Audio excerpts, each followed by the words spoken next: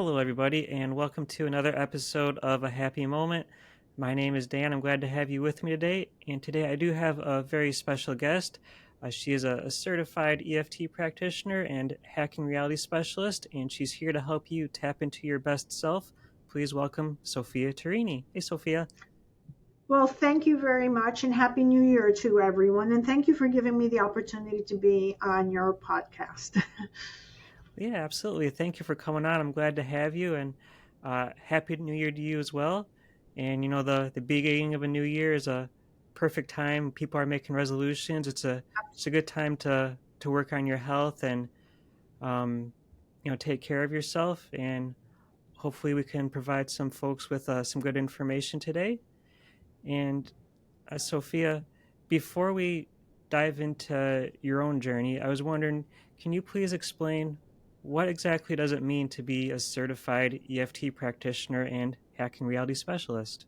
Okay, so a clinical EFT practitioner is evidence based EFT.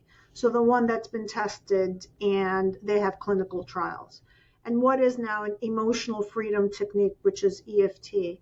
It's a energy healing modality, which is a combination of cognitive psychotherapy and tapping on the body's meridians. So acupuncture without needles, because it's believed that energy disruptances or emotions not being felt in the body uh, produce miscommunication between signals and cells. So it's stuck energy, which eventually causes disease.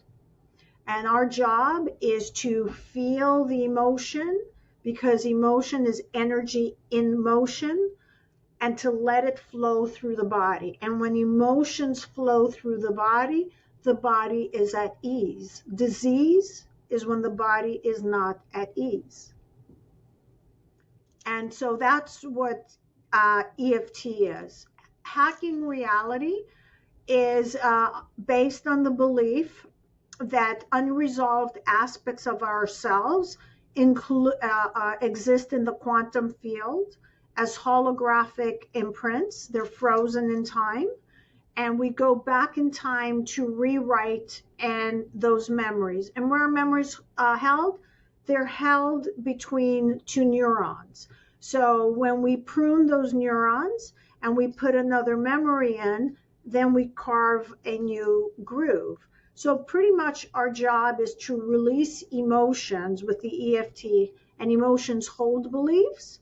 And once we release the charge from a traumatic experience or an event, now to re-imprint or rewrite a better story, a more empowering story. Because once the emotion is gone, we can see it differently from a higher level of consciousness. We learn something from that experience. Okay. Now, you mentioned with the EFT, it's like tapping without the needles or Mhm. acupuncture without the needles. And when you say tapping, do you mean just like tapping with the fingers? That's Yeah. okay.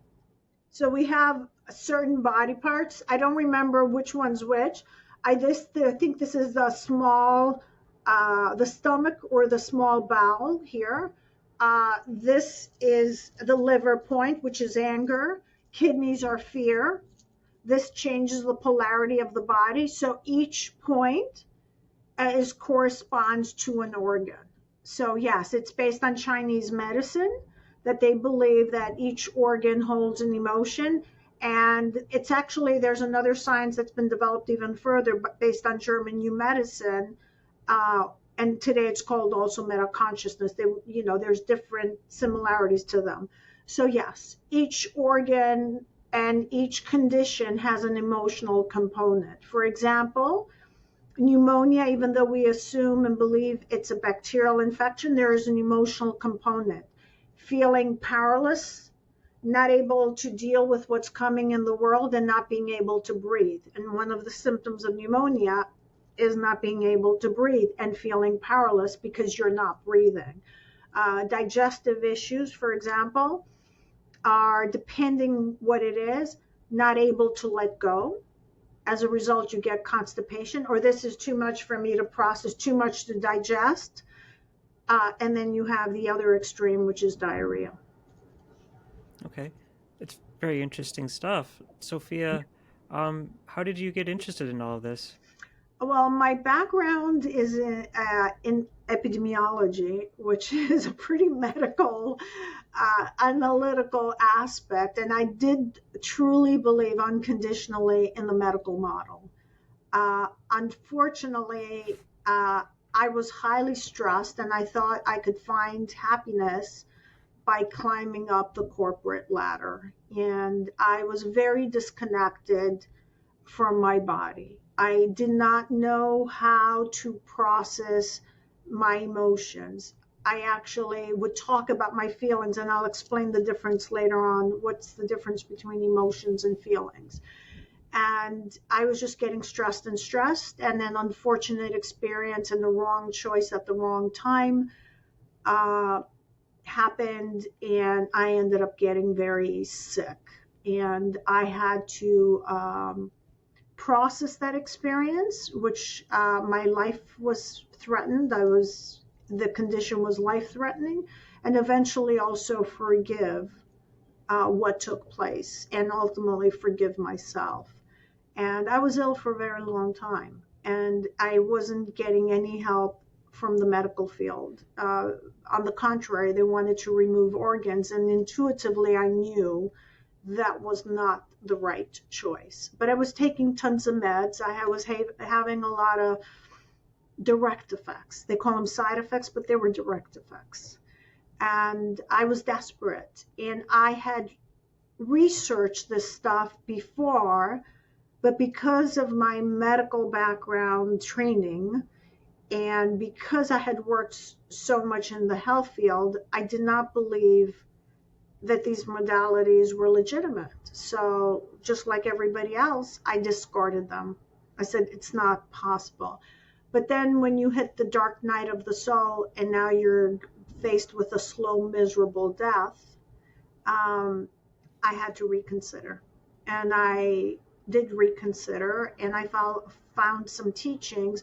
But what was missing, most important, the teachings made a lot of sense. I understood the brain waves and certain things that happened when you're stressed, but I didn't know how to process these emotions. I was completely disconnected. And when I started tapping into them, oh my goodness, it was like a garbage container opened up, and now I did not know how to even stop them. And I did what everybody did. I kind of panicked for a little bit and I thought the emotions will never end. They will take over my life. And actually, it's the contrary. Once you feel them, you get glimpses of happiness. So in the beginning, there were just momentary moments, just a glimpse for 5 minutes. Maybe certain big traumas I healed, it would be like for 2 hours. They would be a release. Um, and then I saw my beliefs started changing, and I saw also the story started changing. And then I realized I wasn't as powerless as I truly believed. I had the strong persona, to deal with the outside world, but internally, I felt frozen and immobilized. And I think for me, I am biased, but I think a lot of teachers say you have to master your emotions. And if you master your emotions, then you can take good control of your thoughts. It's not just the emotions that you have to take a grip. You have to watch your thoughts, but the emotions is what takes over, and then you're completely lost.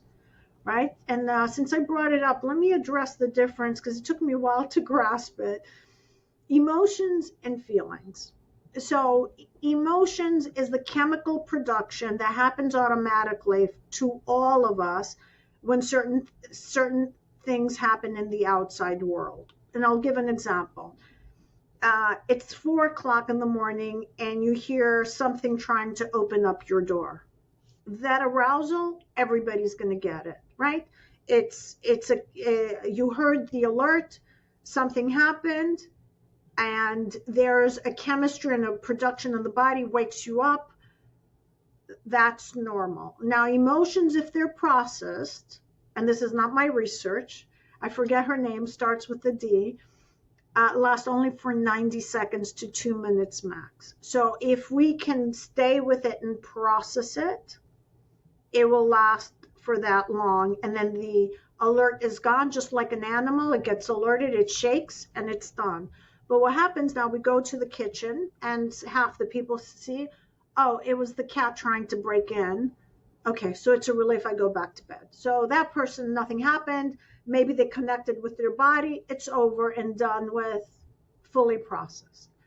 But now you have the other person that goes in, and it is the cat.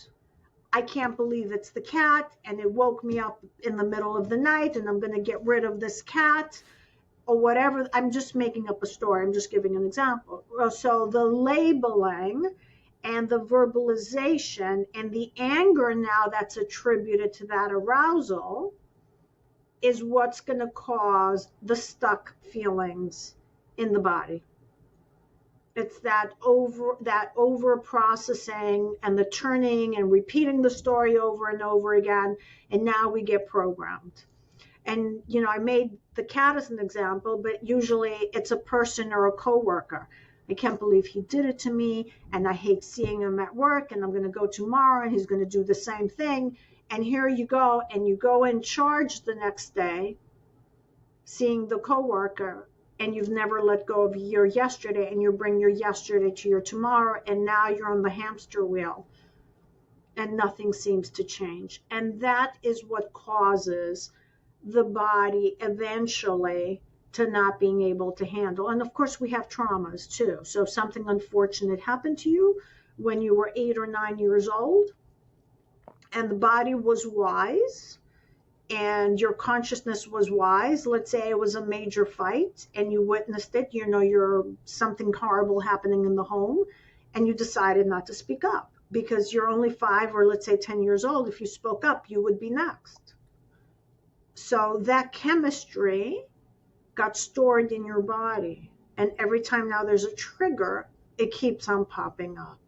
That has to go back and be healed. Now, hacking reality is excellent for that. After we release that emotion, we don't want to relive that traumatic experience. We can rewrite it. We can rewrite it that we survived it versus the terror of watching it, right? Because first is the freeze response. You saw it and you didn't speak up. So we release the emotion, and then you realize, oh my goodness, I grew up in this horrible home, yet I grew up to be a loving human being, and I survived it. I did the best I could given the circumstances. And if we get there, now that charge that we were holding on for all those years gets released and the body gets liberated. Oh, why is it so hard for people to let go of these negative feelings that they have? Part of it is the looping we've done with the feelings. So we've conditioned the body with more chemistry. So every time there's a thought pattern, there's neurotransmitters, then the limbic brain gets involved, and there's chemistry. Now, if it's anger, it's going to send a signal to your adrenals, right? And then if you engage in it, now the loops happens. We've been trained that when we get these uncomfortable bodily emotions, they're bodily sensations, actually. That's what emotions are, these bodily chemical sensations. We get very uncomfortable. And that's why I never felt them. Because when I witnessed certain stuff as a child, it was terrifying for me to connect with the body. So I've learned to cut it off. When I got sick, I could not process it. It was way too much for me. And so I disconnected from my body. And there's this unconscious belief that I had that if I feel any of these emotions, they're going to last for eternity. And so my automatic response was getting busy and avoidance. I do not drink. I was not an alcoholic or have one of those addictions, but I got busy on projects or I overworked. Still, it's an addiction. I just could not connect with the body. So that was the main thing I did because I did not feel safe feeling those emotions. I was terrified. And it took me a while. And then eventually I did. And there's a second reason. So we just discussed that every time there's a thought, there's going to be chemistry that gets produced internally in the body. It's no different if I was a drug addict, right? So let's say I'm a drug addict and I can deal with my past trauma. So my choice is I'm going to go and shoot up heroin. So the only difference is I'm choosing something outside to numb that other feeling that's terrifying for me, even though I know it's wrong. Now I get it. I got addicted to the external heroin. But what most people don't realize, that cocktail that anger produces or that fear produces, I get addicted to it too. I worked with a client. It was shocking to me what I heard. She's very ill. We don't know what her prognosis is going to be, but it looks grim. And she's very lethargic. And she says, I love the fear. I'm addicted to the fear because that arousal of fear makes me feel I'm alive.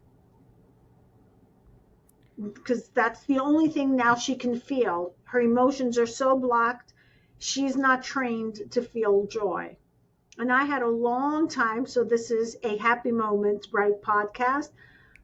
It was really hard for me to open up my heart. It really took me a long time to learn how to open up my heart because I was so addicted to those other emotions and those distractions. Now, on your journey, at what point did you decide that you wanted to start trying to help other people? It's actually pretty fast. The EFT practitioner that I worked with suggested I just take the class. And I said, there's no way I'm going to be an EFT practitioner. But I said, just take the test. I mean, she just figured me out. So I did it just because I paid that I was going to do it, but I wasn't planning to do it.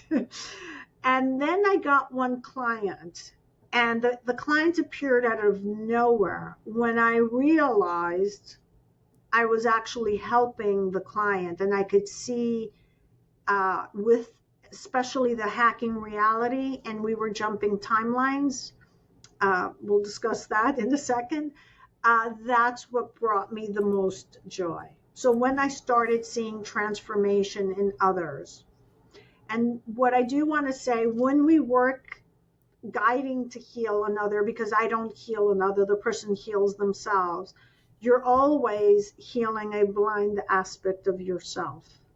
So she would always bring me my blind spots. And when I would want to give up in something in my area, some other thing I was working on, and she would find the determination, no, I'm not going to let this happen. I'm going to find the courage to do it. Then I would say to myself, well, if she can work on that, maybe I need to get myself moving again.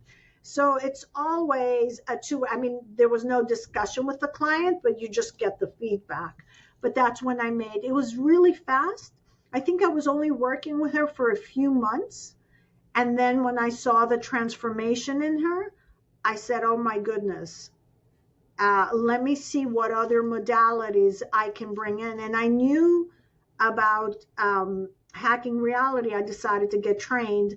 I had not heard about meta consciousness, the biological model of disease, and that really intrigued me. And so when all of the three were added together, then I finally felt, because I went into medicine, I wasn't a doctor, so I don't want them to think I'm a doctor, but in the medical establishment, wanting to help people. So I always had the desire for them to heal. I worked in, departments where the goal was to heal patients. And when I saw that this was happening without cutting body parts, without them suffering and having joy and not losing their whole bank account, for whatever treatment they were getting, and then their reality changing, then I said, okay, there's something here. This is what I'm meant to do. And I didn't understand in the beginning why I had chosen all those other fields, because I also was a network engineer.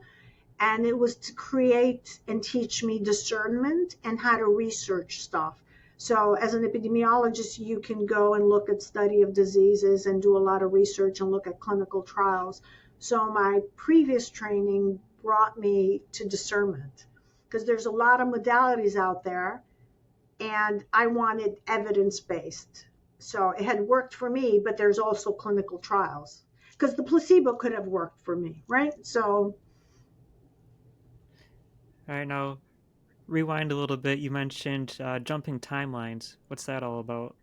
okay, so this might be a little strange for the audience. I don't know what your audience believes. So, the Nobel Prize in 2022 was given to non locality. Basically, that reality gets rendered by our thoughts, right? So, the belief is there's multiple versions of us. They're not all active. And when we heal, we're not healing this physical body. So, because the Sophia who was ill still exists, she still has those old thinking patterns, we shift to when our thoughts and emotions change, just like changing the TV channel. You know, you're watching the soap opera and now you're watching the comedy. We shift to a parallel reality that's more aligned to us, and the mind is what's projecting the body. And that actually, it's a liberating belief, because if people think I have to heal this body that's deteriorating, they get worried how I'm going to do it. It's not possible. Actually, when you heal your subconscious mind and your unconscious mind, you shift to a more aligned reality, and that's usually how miracles happen. And the frequency of miracles based on the maps of consciousness of Dr. David Hawkins is unconditional love and joy, which vibrates at 540 and above on the logarithmic scale. And they have a science for it. So I guess for each of us, then there would be infinite timelines because we're always changing, That's right? correct. Yep. Okay. We're always changing. And what happens is we tend to remember our past, and we don't have a recollection or not connecting with our future selves that is more joyful, more happy, more healthy. And we take the assumption that the yesterday or the trauma we had was real. The emotional experience may have been real. I'm not denying it wasn't real, but it's over and done with, right? So where can you physically find it in the universe? You can't. It's all in our mind. And if we can real and I haven't been good at it, I remember it, but I don't always do it. If we can wake up in the morning and say, my yesterday story doesn't exist, and today I start fresh. I just arrived on planet Earth, and I'm going to explore with joy. We're going to prune those synaptic connections, because the brain is an artifact of the past. That's what the brain is. It's the known. And it's a little difficult to grasp. It takes a while to grasp. And that's where EFT comes handy, by releasing those emotions and those beliefs, right? We've been programmed. We have to do the same thing over and over and over again. And a good example is the Truman Show. He reaches his limits, right? He does the same routine every day, and he finally gets scared and he finds a door to a brand new world. Then he can leave his old new world behind. So maybe I'm looking into this too much, but if so in life, when we pass away, do we still exist in other timelines or do they all pass away? That I don't have a concrete answer. My best answer to that, I've had some experiences where I dissolved through meditation. Um, If you are collapsing all your timelines moving out from 3D, I'm assuming you're going to completely move out from 3D. But when you uh, transition at this lifetime, that other lifetime is still going on.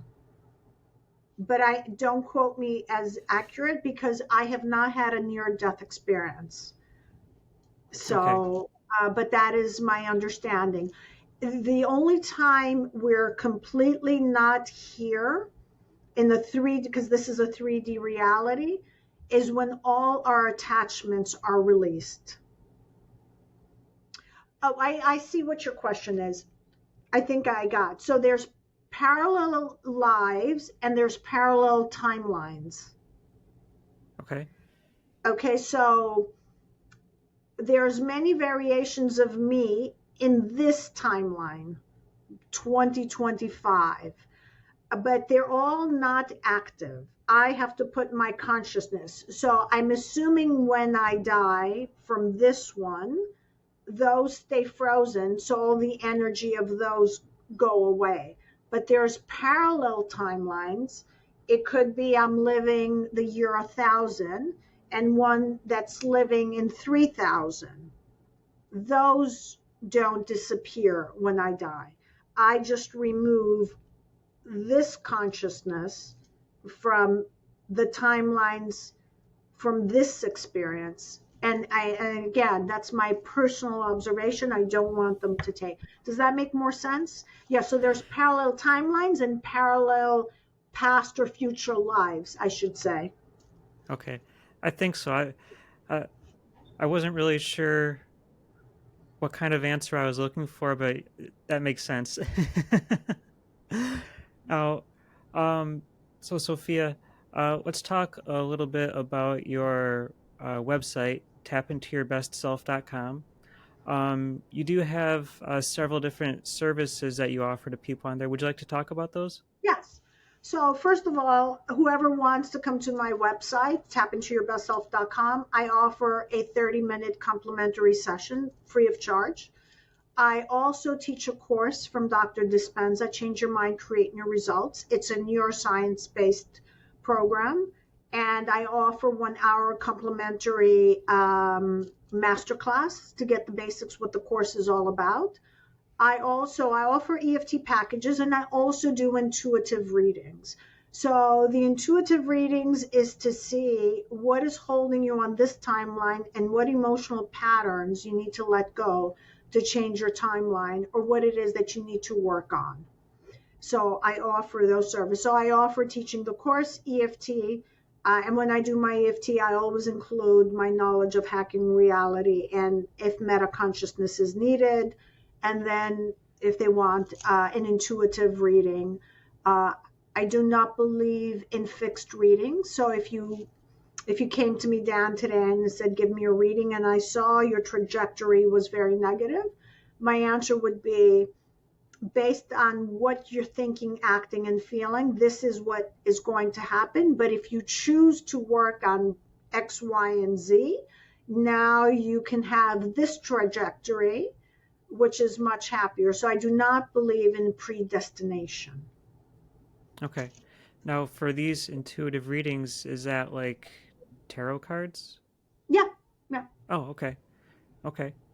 Um, how long have you been doing this for? The tarot cards I started before I was 28, and I've been doing it for a long time. And then I shifted. I did not know about parallel timelines. So I would just give what the outcome was that I saw, but I didn't give them the option to change it. It was later on when I discovered you can actually jump timelines. And that is my main goal also in EFT. So whether that's a health challenge or a work situation or interacting with someone who's not treating you well, you can go into a parallel timeline where that person is actually different. But you have to be different for that person to be different. Okay.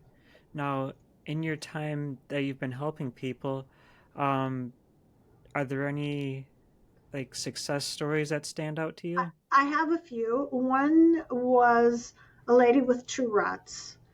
And it's an interesting story. She was in her 40s and had done a lot of work with many people. And I don't know if people know what Tourette's is. It's this uncontrollable tic like this.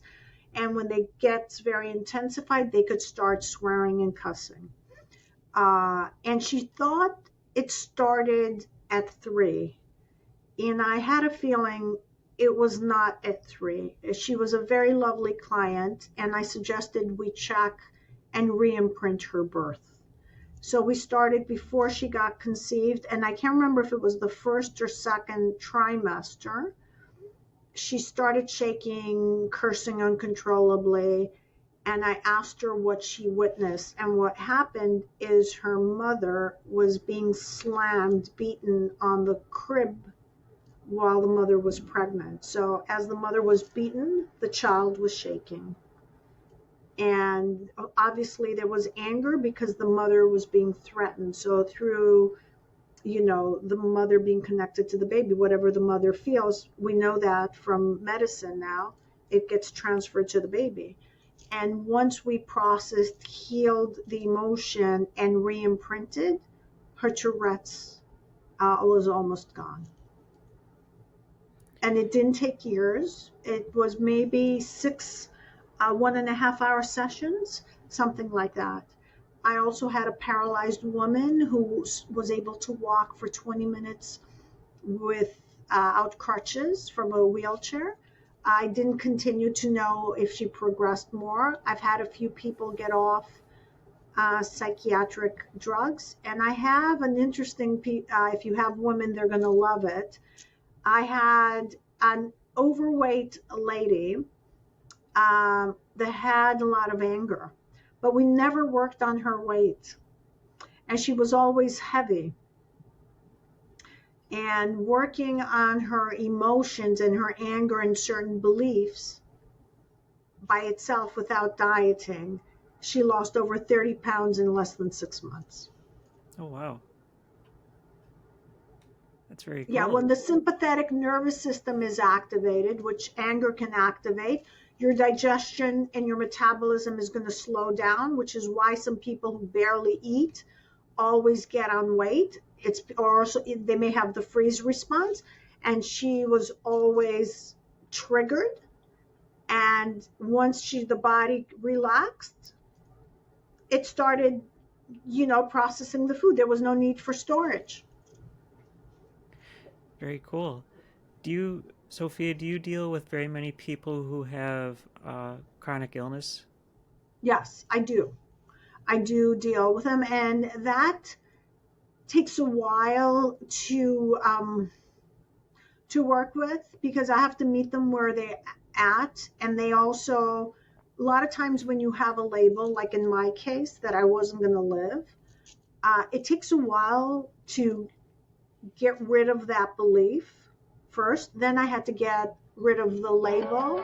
I had to get rid of looking on the internet what the symptoms were and what the prognosis is, and then realizing that all disease is a lowering of frequency, which means there's an emotional component or some traumatic experience that's really putting the body in this condition. And that is not something, some people can do it not overnight, but very fast. For me, it took a while, because I came from a medical establishment background, and I had to let go of a lot of beliefs that I had. I thought pills heal conditions. They like to push pills on us, but I think it gets a little bit extreme sometimes. Yeah, and the body is miraculous to heal under the right conditions. So since you brought that up, the body can never heal when we are in high beta brainwaves. It's not possible. I don't care what mantra you're reading, it's not going to pass your brainstem. When you're supercharged, super active, there is no healing. We heal in theta or alpha brainwaves. They use alpha or theta brainwaves in hypnosis. That's how you get programmed. And when we have trauma, even if we have slept 8 hours, but we don't do a long stretch of delta deep sleep, which is non-REM sleep, there is not going to be healing, which is why you go to bed and you might be dreaming or processing, or you're in REM state, or you can't fall asleep and the next morning you wake up exhausted. And I'd like, if you may allow me to give an analogy. We all have cell phones, right? Hmm. So I am sure, I don't care what cell phone you have, but I'm assuming all cell phones are somewhat similar. So I will sometimes open up stuff, forget they're open. I'll restart my phone, and then the next day my phone again drains out. The battery drains out, and I'm saying, I just restarted my phone. I charged it. Why did it drain? And I go and I check, and I have like 20 apps running. Right? So thought patterns, traumatic memories are playing in the background. Your body is a battery. Just like your cell phone, they were on. You went to sleep, which was turning on and off your phone, but they were playing in the background because your energy is unconsciously going to those triggers and you're not aware of it, and your body's battery is depleting. So the first thing we need to do is disconnect from those stories and beliefs that are running in the background. We're not aware, becoming conscious of what negative self-talk we're saying that we're not fully aware, maintaining our emotional balance, find some gratitude. I would hear the word gratitude and I didn't want to hear, what do you mean? You want me to find gratitude with all this misery? What are you talking about? And now when I want to shift, I say, you know what? Let me remember something that I'm really grateful, because if I feel that, the universe is going to give me more. And then turning off all these patterns, now you can go in a relaxed state to sleep and visualize yourself in better health. Visualize yourself or mentally rehearse, or you don't have to be visual, but imagine yourself better, happier, and healthier. And practice some brain and heart coherence, which is activating your heart with your brain, feeling joy. I still have a roof over my head. I have all my limbs. I could see. I'm not blind. Maybe I'll meet someone nice tomorrow on the streets, and try to shift, or go and watch a funny movie. Absolutely. Sophia, you like to describe your approach to helping people as trauma informed and compassionate. What do you mean by that? Um, I guess I'm informed how to handle traumatic cases, and what I want to stress is we never go back to relive the trauma, because we don't want to re-traumatize the person. What we want to do is release the emotional charge from that traumatic memory. And I think that's where EFT and hacking reality are brilliant. So we just connect from a distance to the memory, and well, not even the memory, just mostly the emotion, and we release the emotion Okay. and then re-imprint something better. So I don't need to know the gory details of what happened.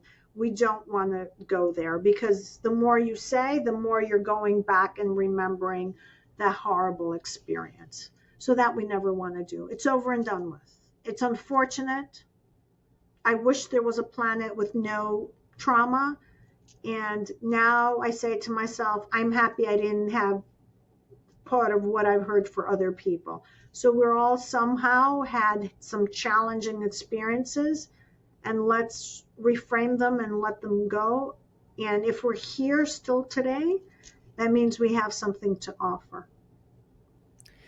Yeah, I think you know everyone wants to feel better. Nobody likes feeling miserable. What kind of advice or tips might you have for people who are looking to get started on that healing journey? Okay, so they could come to just to learn how to tap and tap by themselves. But whenever they're really upset, to do a pattern interrupt. So something's trigger them and say for 5 minutes, either I'm going to reframe it, and if they can't reframe it, go and do something funny, something happy. Think of someone they love, an animal or stuffed animal like the ones you have in the back, maybe remembering the memory, how you got it, and do a pattern interrupt. And over a period of time, you will train that muscle towards happiness and joy.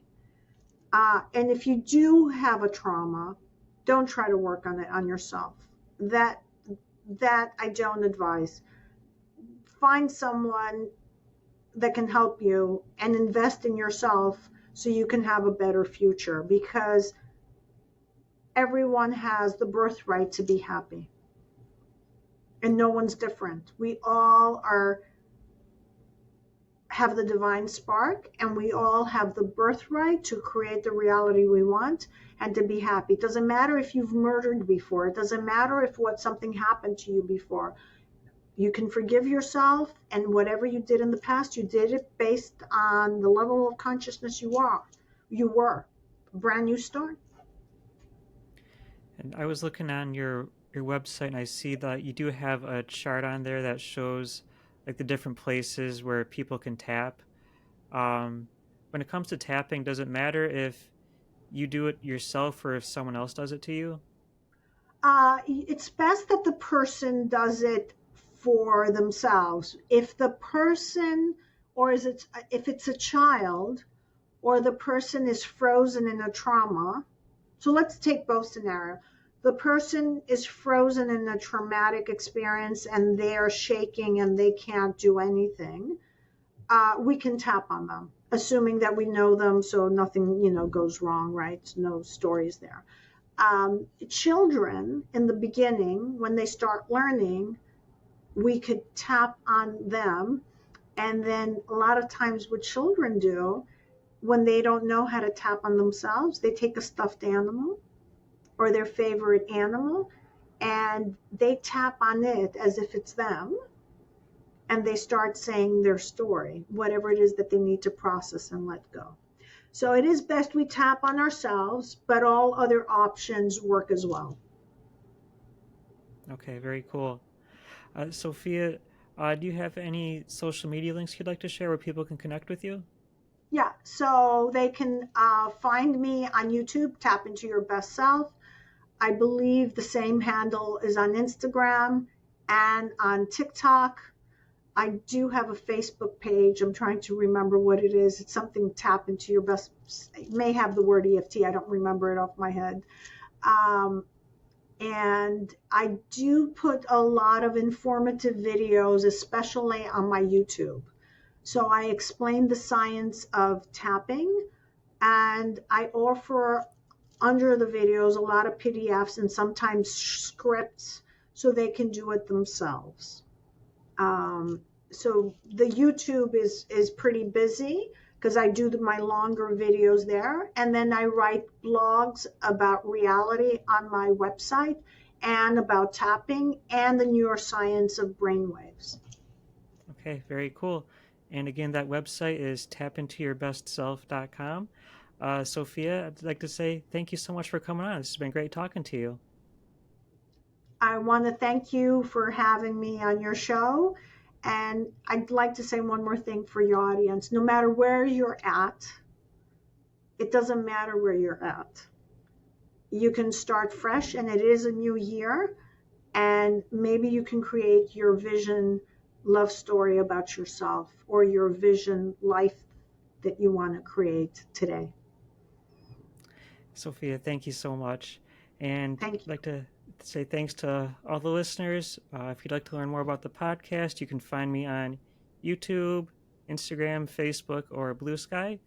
And till next time, take care, everyone, and I'll see you later. Bye.